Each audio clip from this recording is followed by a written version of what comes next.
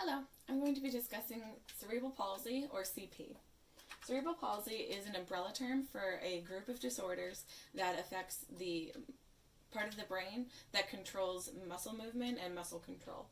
It's an abnormality in the brain development or through brain damage, and it is non-degenerative, which means that it does not get worse over time. By the age of 6, a person will generally have their classification level, and it will not go up or down much from there. The causes of CP is brain damage in either birth or shortly after birth, and or long-term or early developmental brain damage. Before or during birth is considered congenital CP, which it can be due to prenatal stroke or lack of oxygen or intrauterine infections. Acquired CP, which is the one that's during early childhood development years, is generally caused by falls or car accidents that lead to brain damage in this area of the brain. There's 4 types of CP. Spastic cerebral palsy leads to hypertonia, or the overexertion of muscles, which leads to a tight gait and awkward large movements. Dyskinetic cerebral palsy leads to hypertonia and hypotonia, which is the overactivation and the underactivation of muscles, leading to involuntary muscle movements in the arms, face, torso region. Ataxic cerebral palsy affects the balance and coordination and can affect this person's ability to eat, speak, and write. Mixed cerebral palsy is considered to be any combination of these forms of cerebral palsy. The most common type of cerebral palsy is spastic cerebral palsy, affecting 80% of people who have been identified with cerebral palsy in the United States. Co-occurring developmental disabilities occurs frequently among CP populations. It is of 60% of people with CP have another developmental disability. 41% have co-occurring epilepsy. 1 in 4 people with CP will have CP, intellectual disability, and epilepsy. Additionally, 6.9% of children with CP have autism spectrum disorder, or ASD, and this is 5.9% higher prevalence in the CP population than the general population of children. The prevalence of CP, this is the most common type of motor impairment in childhood in the United States and in the world. It affects 1 in 323 children, and it affects their walking ability. The 58.2% can walk independently, 11.3% use handheld mobility devices, and 30.6% have limited or no walking ability. There's racial implications with this disease because the black children are 29% more likely to have cerebral palsy, and of those children, they're 1.7 times more likely to have limited or no walking ability when compared to white children. This is suspected to be due to racial inequalities and racial inequalities in access to health care, especially when Black mothers are 2 times more likely than white mothers to have severe childbirth complications, leading to this impairment. CP is classified on 3 scales: through communication, gross motor or large movements, walking, sitting, and manual manipulation or fine motor skills like writing and feeding oneself.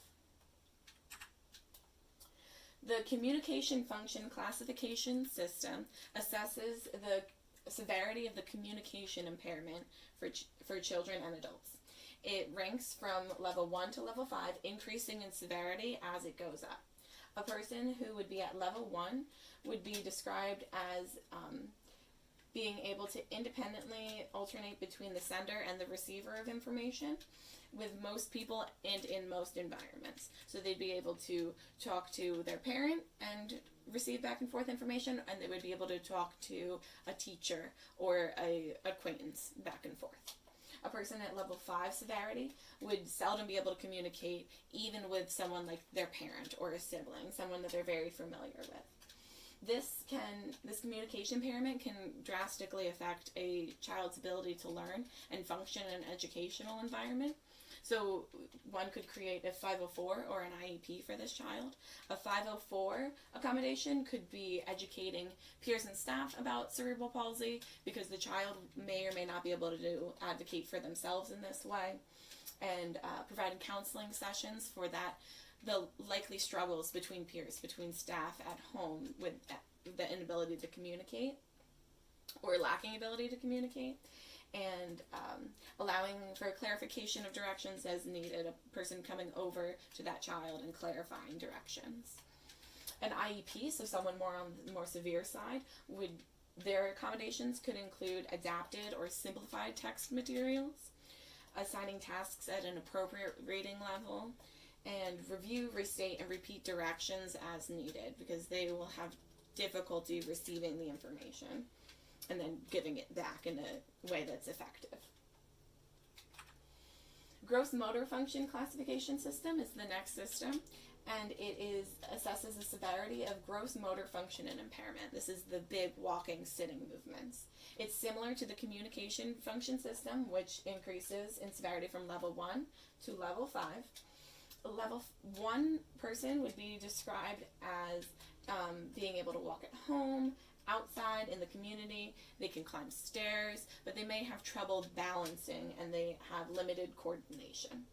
A person over on the level 5 would be unable to walk at all. They'd be in a manual wheelchair at all times. They'd be completely unable to use their hands to move their own wheelchair. They would have trouble keeping their trunk upright, and they would have trouble keeping their head upright. The assessment, this classification would increase the trouble for a child functioning in a school setting as well, with their ability to move around and produce forms of physical forms to give to their teachers to show that they have understood the material. So 504 accommodation could include allowing students preferential seating near the front of the room, near the emergency exit, and providing students to access to ramps or elevators to get around the school building. In the case of an IEP, someone down here on this severity level, they could be provided with a personal aid to open their lunch, wheel them around the school, help them move through their environment, or placement in a special education classroom, education gym classroom, if that's appropriate for this student, with inclusive but accommodated activities, such as a lowered basketball net. This person could also receive physical therapy or physical therapy to help them with their gross motor function development. The next classification is the manual ability classification, which is assessed by the manual ability classification system, assessing the severity of manual ability impairment. This is similar, with increasing levels from 1 being the least impaired to 5 the most impaired, and this is the fine motor functions, the eating, the writing, any small manipulation ability. This can also affect a person's educational access, as they could be unable to write an assignment. They may be able to type it instead.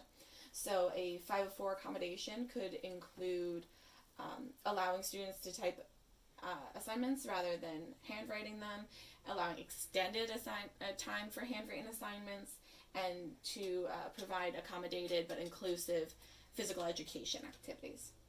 In the case of an IEP, someone in the more severe level, a personal aid to write notes and to to feed themselves, and those types of small movements throughout the day, the daily activities, and allow for oral demonstration of knowledge or oral examinations and assignments. So some considerations for developing an appropriate 504 IEP for CP students would be to consider, does the student have a communication impairment? Is it due to a physical inability to move the facial muscles to communicate, or is it a processing or cognitive with understanding language and sending information back. Does the student have a gross motor impairment? Where are they on that classification system? Does the student have a fine motor impairment, and where are they on that classification system? And then another thing to consider is their high likelihood of having a co-occurring disability.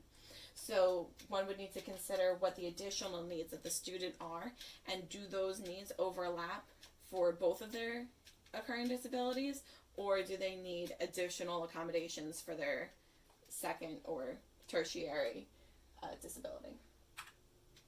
For school counselors specifically, it's important to know that each case of CP can be incredibly unique. One student with CP can look absolutely nothing like another person and have none of the similar strengths or inabilities as the other student. School counselors must advocate because, especially as these students are physically and communicatively impaired, they may not be able to advocate for themselves. And with the racial and class issues going along with this, because CP is so expensive and has extensive medical needs, the parents may be unable, either educationally, socioeconomically, or awareness-wise, how to advocate for their children. CP students can thrive in an educational environment as long as they're given equitable access to their education and to their educational resources to be able to learn at their level within their physical abilities. Thank you.